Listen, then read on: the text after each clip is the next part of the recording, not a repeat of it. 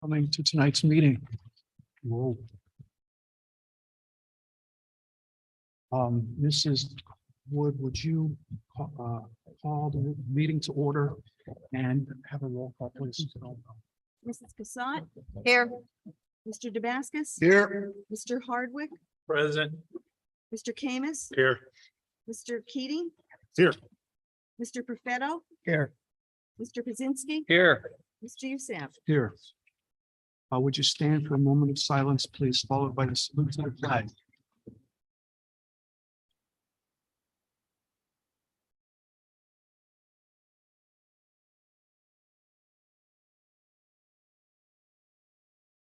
I pledge allegiance to the flag of the United States of America and to the republic for which it stands, one nation, under God, indivisible, with liberty and justice for all.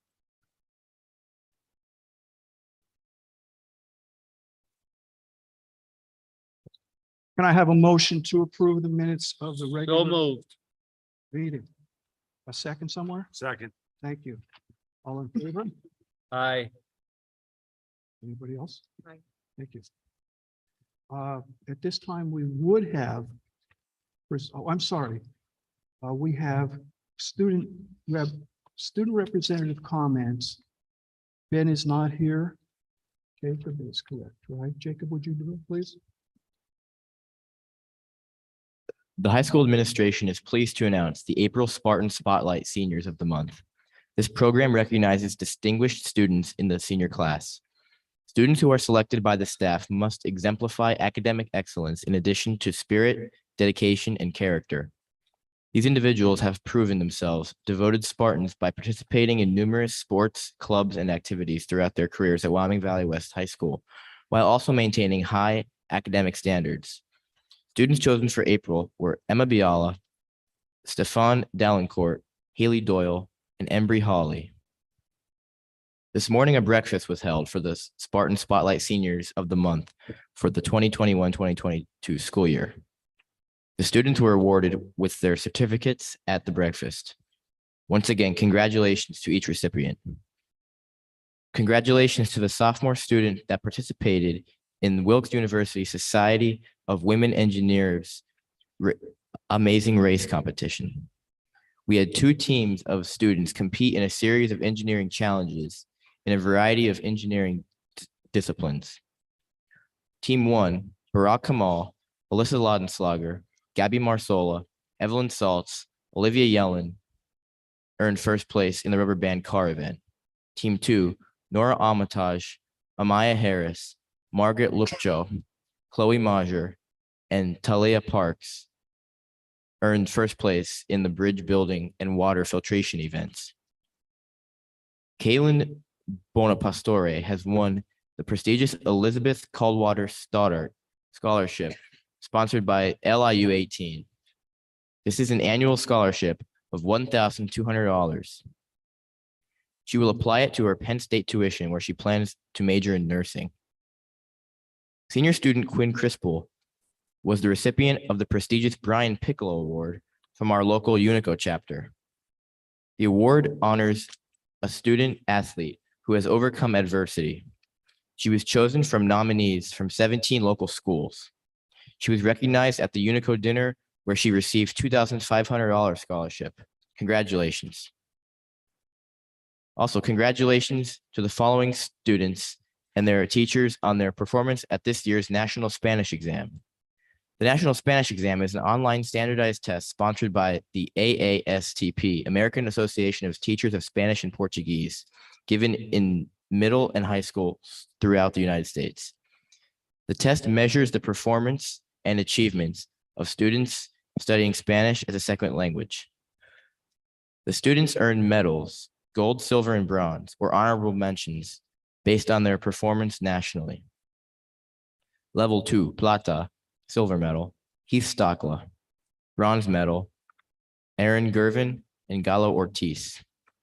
Honorable mentions, Lily Cannon, Elizabeth Cyprian, Daniel Dempsey, JDL Gutierrez, Callie Pixon, Annabelle Rodriguez, Lily Romanovsky, Yara Saldivar Castro, Isis Schaefer.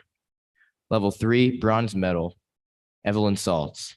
Level 3 honorable mentions, Nora Amatage, Tiara Estlis, Talia Parks, Elizabeth Espinosa, and Yanet Yupa. Level 4, silver medal, Alexander Zera. Honorable mentions in level 4, Jonathan Cardona. Level 5 honorable mention, Jonathan Lance and Anthony Schusta.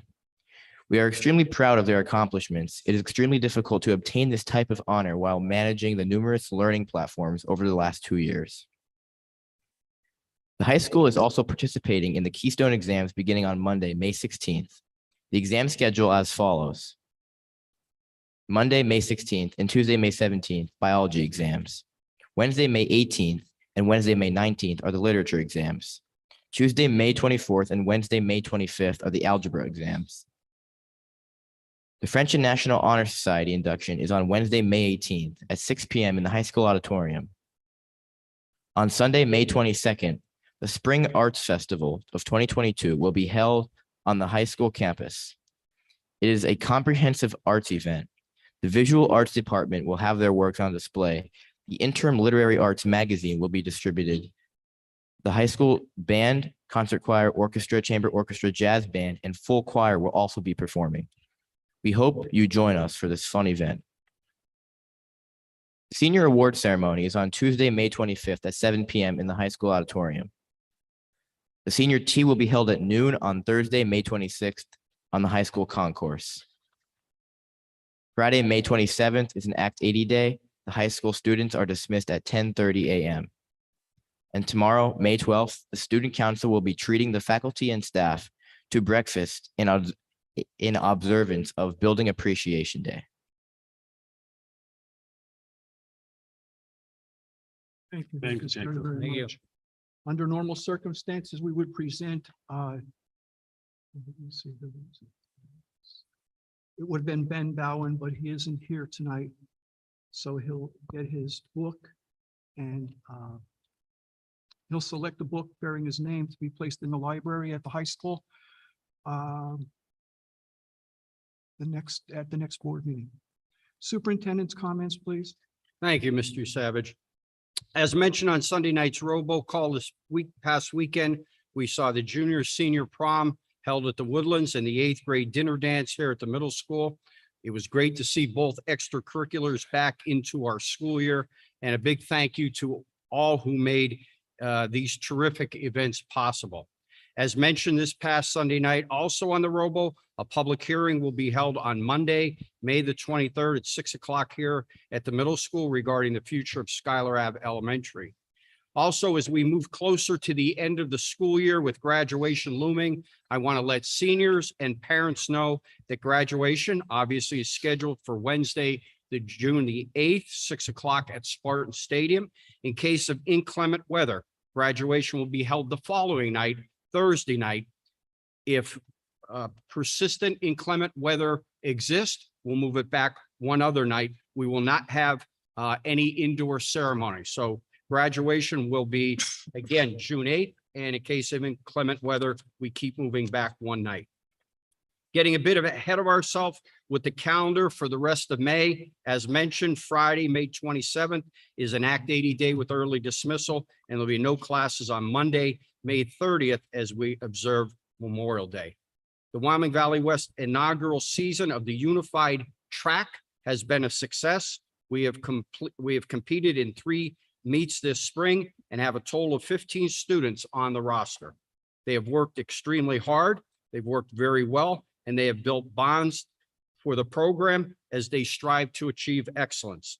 Head coach Abigail Ronway has been a tremendous asset and advocate for the Unified Track program, going above and beyond for our students. And the final competition will be tomorrow, Thursday, May the 12th at East Stroudsburg South High School in the Pennsylvania Regionals. Finally, I would ask all members of the district to keep in your thoughts and prayers Nancy Morrison, who recently passed away. Mrs. Morrison was an elementary teacher in the district for 36 years. Thank you, Mr. Savage. Thank you, Mr. Tosh. Can I have a motion to accept Mr. Tosh's So comments? moved. Second, any place? Second. All in favor? Aye. Thank you. Okay, it's time for statements from interested citizens. Citizens addressing the board are asked to state their name and town of residence in accordance with board policy number 3. There's a copy available. Please come up to the podium right there.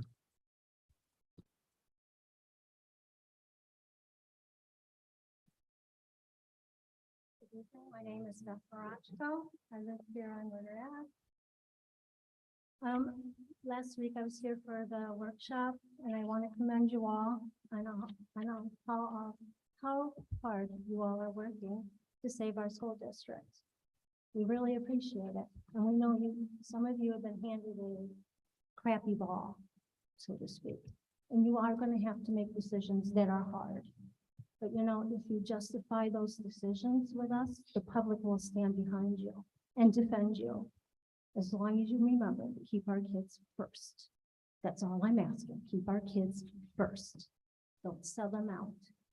The other thing is, when I was here at the other reading, I have a hard time hearing things.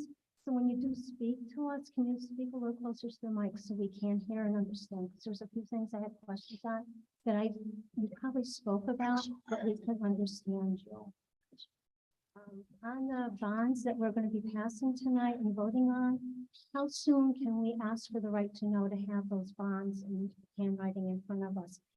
Do we wait until July 1st when they are effective, or can we ask for them now?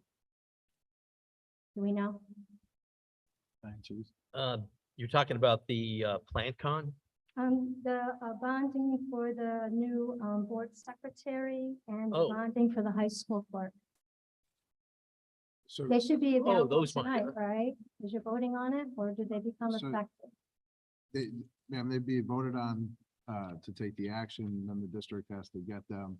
Okay. So give it time to be processed and Okay. then. Yeah, I don't want to waste I don't want to waste paper on a right to know when I have to wait until July 1st. I would suggest you wait until that time, just so Okay. that there is no. Now, I know you're getting the insurance, but are we going to have a time frame like a month and a half or so without the insurance on these people? Or is the insurance going to throw right back in case something happens?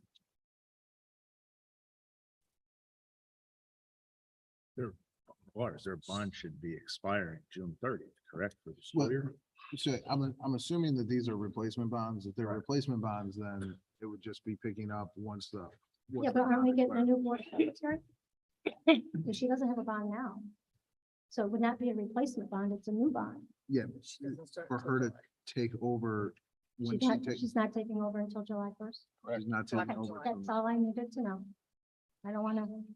All right, then this week, I was looking, and Amy, who's not here tonight, unfortunately, she sent me some paperwork that she wanted me to ask some questions on. On page 51 of what was on our webpage, I printed up this morning, and it's our special education plan program from 2014 to 2017. Amy was able to find one that is current up until 2000. But my concern is what is hidden in this. It is in reference to our IEPs that we have in our schools. And I'm not sure if you're aware of this, but our IEPs are being used against our students that need the IEPs. And I'm not sure how it came to. But according to what I am reading, I'm going to read out of the older one just because I know where that is. An IEP for incarcerated students oversight. That's a concern, because if a student is incarcerated, why does he need an IEP? According to this, if we have a student that is having an issue, and instead of keep suspending him, we grant him an IEP through the format. They have to fill the paperwork out, but they get an IEP. But once this IEP is issued to this student, they are under the Disabilities Act law, meaning that they get more protection so they can continue their misbehavior. And the misbehavior on our website that I printed again on suspension You can't suspend a violent student more than 10 consecutive days. A violent student, 10 days, that's it. And then if he keeps doing it, then the school district goes and puts him in an IEP. And then he's got more protection and then he can't be suspended. And then also in our discipline part, there is no ceiling. If you violate the rules 4 times, you're done. That's not in here.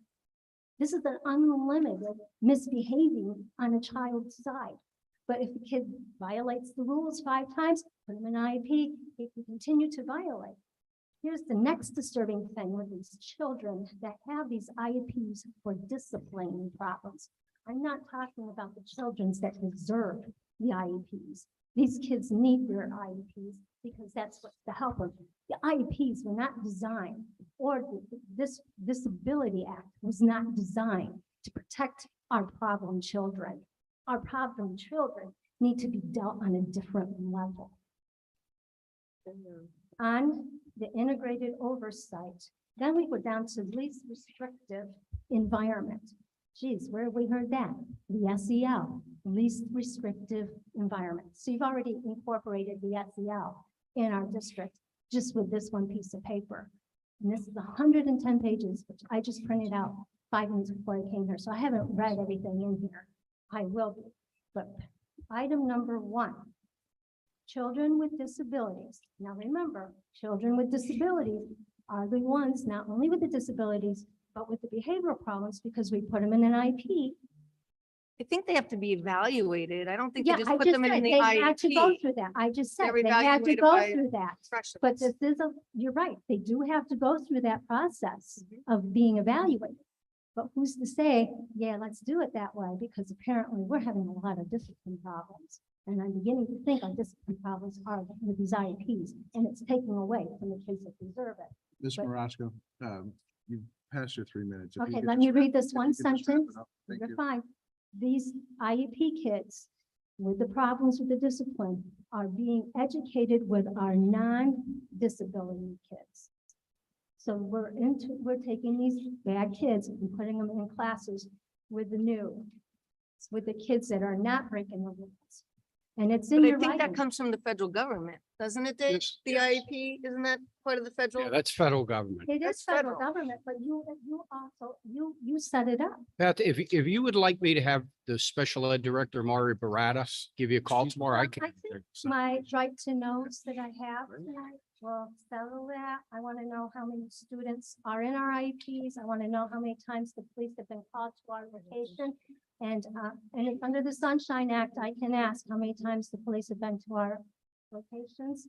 And I also have a right to know on how many incident reports have been filled out without the police being notified. We need to know what's going in our building. So, Thank you. Mr. Roscoe, just so you know where I stand, till the state and the federal government changes our laws, I will never support segregating students. Because that's what you are asking. Ma'am, I gave you you've had over 5 minutes. I just wanted to respond. I do not want to engage. I just will not promote segregation. Yeah, of but you don't want your students. child sitting next to a child that's already tried to stab somebody either. So, That's the idea. so that's way above us and we are working on it. But again, thank you. Anybody else? Beth, you can, Ms. Marosco, you can hand your right to know request down to Mr. Navraki.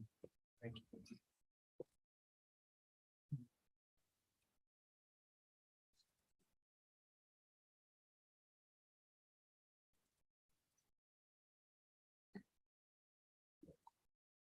Good evening, Wyoming Valley West School District administrators and board members.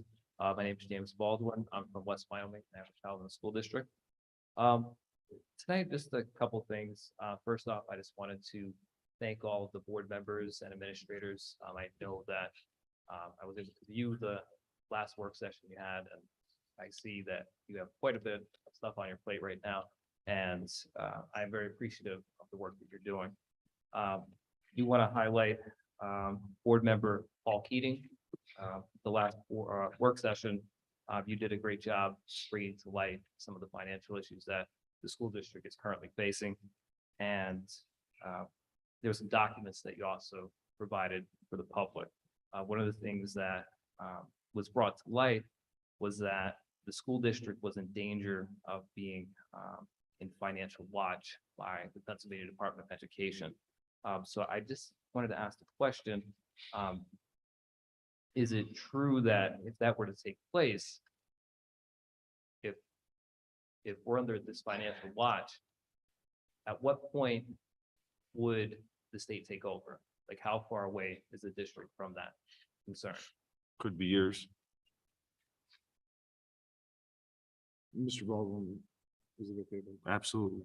Without getting into details of the process, there is a lengthy process before the state actually takes over.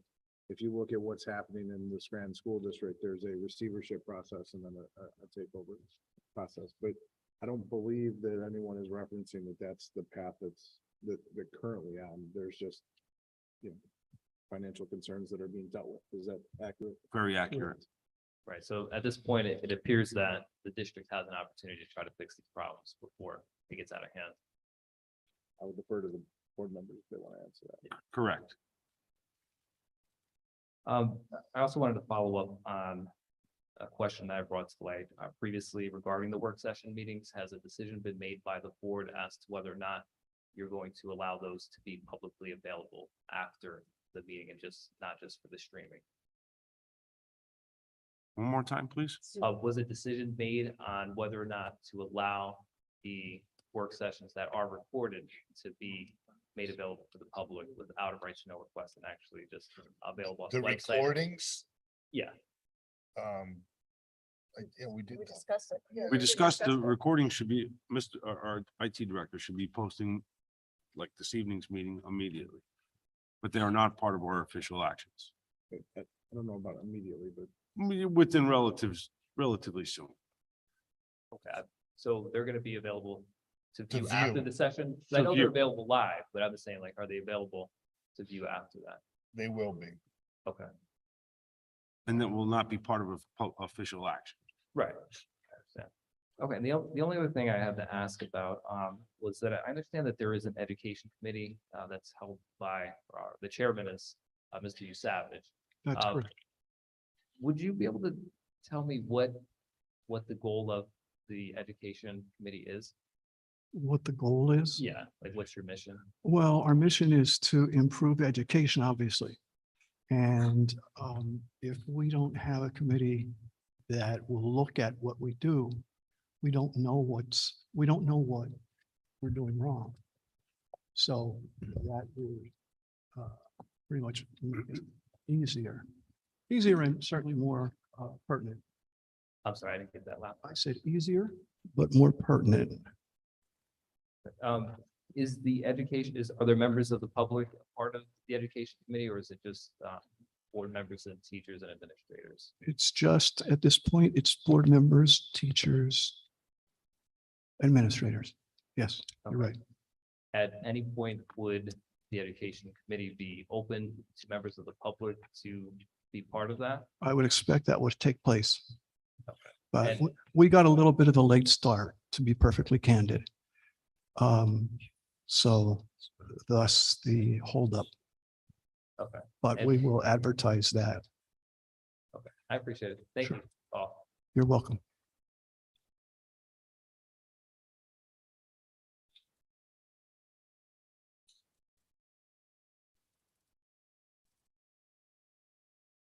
Hi, how are you?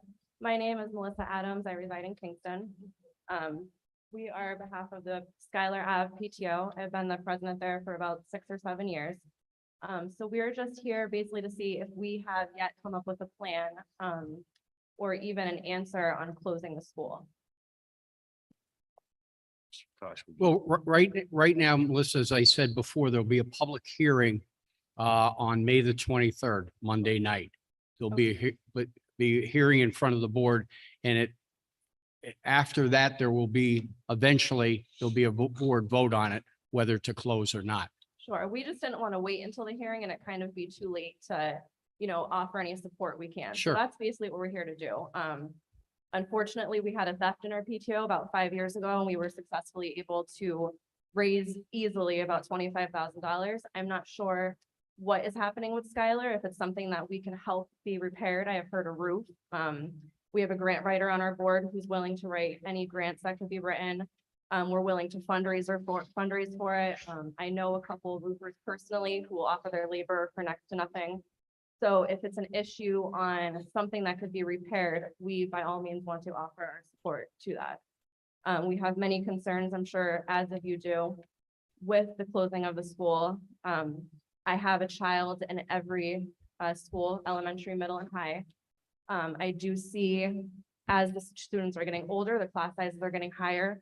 We're having trouble finding subs. So oftentimes our kids are stuck in the, the auditorium. I'm sure we're all aware of fights that are happening. I drop my kid off and I would say 1 out of 5 days, there's a fight that I witness in the morning. There's multiple lockdowns.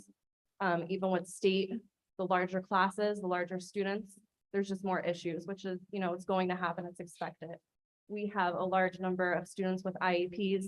So we do worry if these students are now in larger class sizes, they're not getting that individualized attention. That's really important to them. And since finances are an issue, as you guys know, IEPs, it costs a lot of money. And they're only going to continue to grow if they're not getting that individualized support. So I would just, that's something to consider as well as far as finances, say 5 years from now. And that's pretty much all I have. I just want to let you guys know that we as an organization and a lot of the teachers are willing to support anything we can to at least have a plan. So if we can have say a 3-year plan where we know our students are going to be sent somewhere that they have adequate attention. That's it. Thank you. Thank you. Thank Thank you you. very much. Mr. Chairman, if I could real quick. I'm not sure if it's Miss or Mrs. Adams, Melissa. I just wanted to start by saying thank you. It's refreshing to have folks come up and provide some support. I think to answer your question directly would probably get ahead of ourselves because that's the purpose of the upcoming hearing. I can speak for myself as a board member. None of these decisions are coming lightly, not without a lot of consideration. It would seem at face value, well, if it's a roof that we need to repair, let's see if we could just repair that. The problem is this board's looking to repair a lot of financial situations that have caught up with the district as a whole. So we have to look at the areas of opportunity as they can fit and help accomplish an overall goal. But I just wanted to say again, I really appreciate your coming forward and speaking to be part of the solution. Thank you.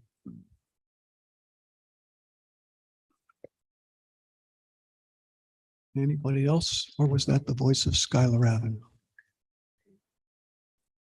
Thank you. No one else? No. Thank you. All right, then, let's go to general recommended action. If you would look at your agenda, please take a look at 1 through 7. If you have any questions or concerns. None. Okay. I need a motion So moved. Second. for 1 through 7. Thank you. Roll call, please. Mrs. Cassatt, Yes. Mr. Damascus, Yes. Mr. Hardwick, Yes. Mr. Kamis, Yes. Mr. Keating, Yes. Mr. Profetto, Yes. Mr. Pazinski. Yes. Mr. Savage. Yes. Down to the next staff recommended action, number 9. That would be 1 through 10. And I have a motion. to So accept. moved. Second. Thank you. Mrs. Wood, would you give us a roll call on that, please? Mrs. Cassatt, Yes. Mr. Damascus, Yes. Mr. Hardwick, Yes. Mr. Kamis, Yes. Mr. Keating, Yes. Mr. Profetto, Yes. Mr. Pazinski. Yes. Mr. Savage. Yes. Item 10, finance recommended action. We need a motion for item 1, approve the following as presented. Bills for payment. moved. Second. Finance managers report and treasurer's report. Since we have a first motion and a second, Mrs. Wood, would you give us? Mr. Chair, on the question, Yes, I took the time to look through the check detail and all that information. And I'm just providing a heads up for the upcoming work session. And Paul did a great job in overviewing the financial situation as it stands. yes, he did. But to help us going forward, I'm hoping that future work session will provide a little greater detail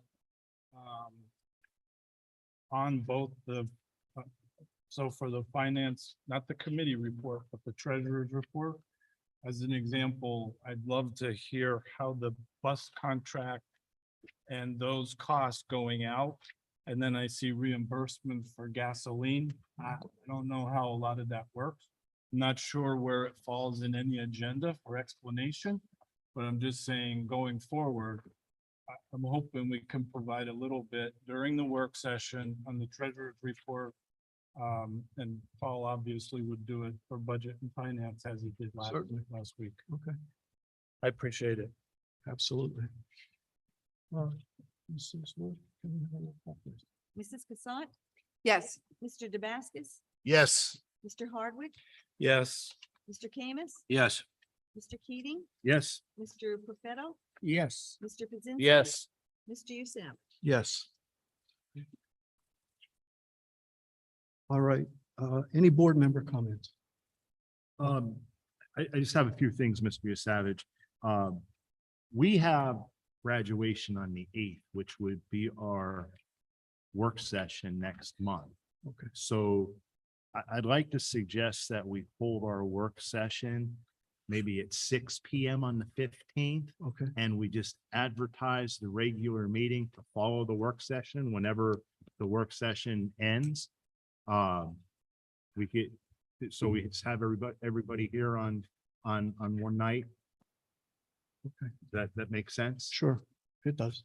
You want it you want us to still hold the work session on 6/15, On the 15th, correct? 6 PM, Right, and then our regular board meeting will just follow Immediately. whenever the work session concludes. Right. Because, we'll be discussing the budget and other Certainly. things okay, at that meeting, and it'll be hard to put a timeline okay. on the conclusion of the work session. All right, so the next scheduled meeting will be, the work session will meet at 6, will be at 6 o'clock, followed by the regular June meeting at the end. of the Regular work June session. meeting will follow, and then we have a public hearing coming up for the potential closure of the Schuyler Avenue Right. School.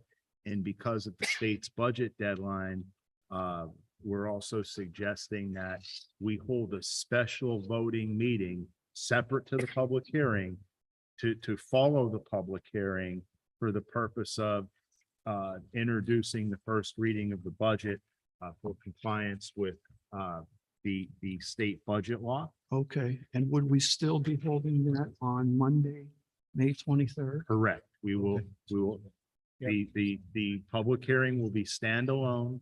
Right. And then we will have a special meeting whenever the public hearing concludes Certainly, to discuss the budget or other items. okay, And I so think, that. Laura, should we take a vote on that or we good? No, you're good. So you'll just have to advertise for the special meeting and we'll just have to advertise separately for the special meeting from the hearing. I just wanted to make sure because it deviates from our normal schedule. That's all. Okay, anybody else?